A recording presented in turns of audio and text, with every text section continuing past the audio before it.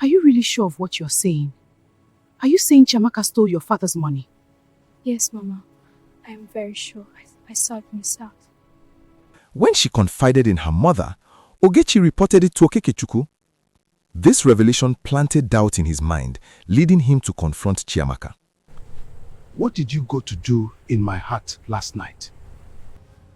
No, I didn't enter your hut last night. It's not me.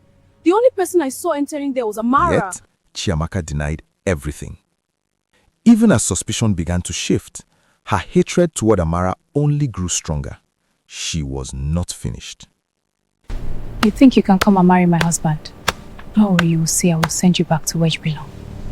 In a more dangerous move, Chiamaka hired a man named Ubi, paying him to help frame Amara. Make sure you do what I say. If you do it well, I will give you more money. Don't disappoint me. This is very important. Consider it done. Under the pretense of helping Amara with traditional herbs to aid her inability to conceive, Ubi lured her into a trap.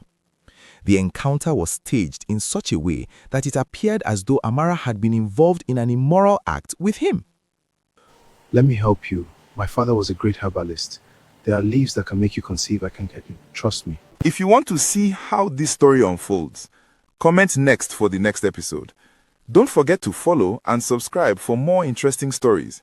And for the full video, check the link in my bio. Thanks for watching.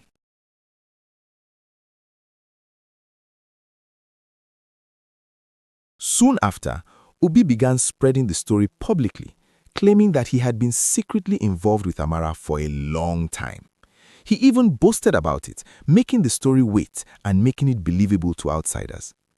The news spread quickly. Okekechukwu felt deeply humiliated. His home had become a place of scandal, his name dragged in the mud. Overcome with anger and shame, he made a painful decision. He sent Amara away. Amara, heartbroken and confused, packed her belongings and returned to her father's house. She continued to insist on her innocence, but at that point, no one seemed willing to listen. Chiamaka, on the other hand, was pleased. Her plan had worked perfectly. Amara was out of the house. But peace still did not come. At the same time, Oluchi had been chosen as a bride according to tradition, selected behind a veil. Preparations began for her marriage celebration.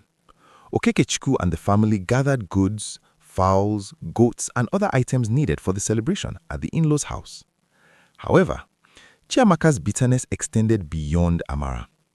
Holding a grudge against Oluchi for exposing her earlier theft, she decided to strike again. In secret, Chiamaka stole the fowls and goats meant for the celebration and sold them. When the family realized the items were missing, confusion and disappointment spread. The planned celebration was disrupted, leaving everyone unsettled. Okekechukwu could no longer ignore the pattern. He decided to seek spiritual guidance. He consulted a powerful native doctor explaining the repeated incidents of missing items in his household. After careful consultation, the native doctor confirmed that the problem was internal. Someone within the house was responsible. He warned Okekechukwu to act quickly, as the situation could escalate into something far more dangerous if left unchecked. The native doctor then advised a traditional oath-taking ceremony at the shrine, where every member of the household would swear innocence before the sacred Ikemba shrine. All members of the household were summoned. When Chiamaka heard about the oath, she grew concerned. In secret, she sought out another powerful native doctor and obtained a spiritual protection charm intended to shield her from harm during the oath. However, the charm came with strict conditions. It must never come into contact with water. Unaware of the consequences, the charm was accidentally exposed to water, rendering it ineffective. The day of the oath arrived.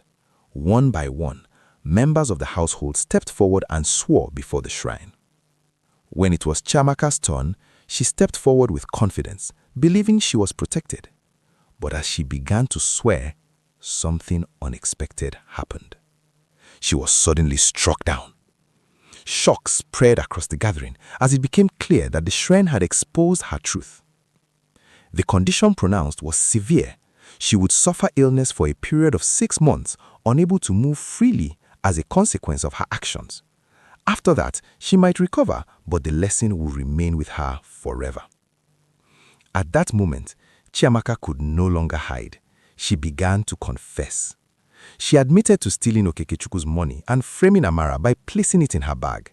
She also confessed to orchestrating the setup that led to Amara being falsely accused of adultery. The entire household stood in shock as the truth unfolded. Okekechukwu, filled with regret and urgency, immediately left the shrine and went to Amara's family house. Carrying food and gifts as a sign of apology, he pleaded with Amara to forgive him and return home. Amara, after hearing his sincere apology and seeing the truth finally revealed, accepted and followed him back home.